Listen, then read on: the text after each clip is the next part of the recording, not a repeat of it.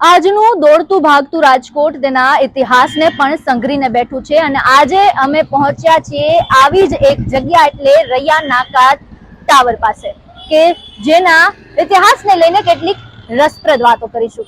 ચાલો મારી સાથે. પરા બજારમાંથી તમે પસાર થાઓ એટલે એકદમ સામે જ ટટ્ટાર ઉભેલો દેખાય રૈયા નાકા ટાવર.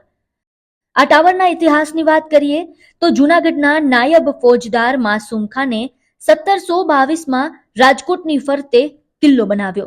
બાદમાં અંગ્રેજોનું શાસન આવ્યું અને આજથી અંદાજે 125 વર્ષ પહેલા રૈયા નાકા ટાવરનું અંગ્રેજ એન્જિનિયરો દ્વારા મરમ્મત કરવામાં આવ્યું. એ સમયે રાજકોટ આ રૈયા નાકા ટાવર અને બેડી નાકા ટાવરની વચ્ચે આવેલું હતું. આ બંને ટાવરના દરવાજા બંધ થાય એટલે આખું રાજકોટ બંધ.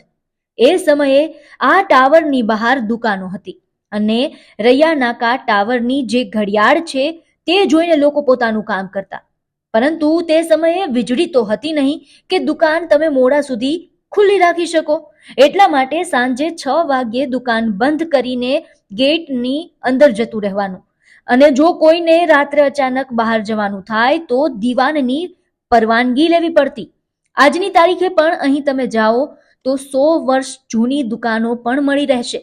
આ રૈયા નાકા ટાવર કેટલી ઘટનાઓનો સાક્ષી રહીને અડીખમ ઊભો છે.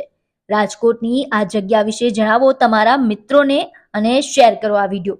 આપને અમારો આ વિડીયો કેવો લાગ્યો તે પણ અમને કોમેન્ટ બોક્સમાં જણાવો. અને હા, don't forget two follow Rajkot diaries.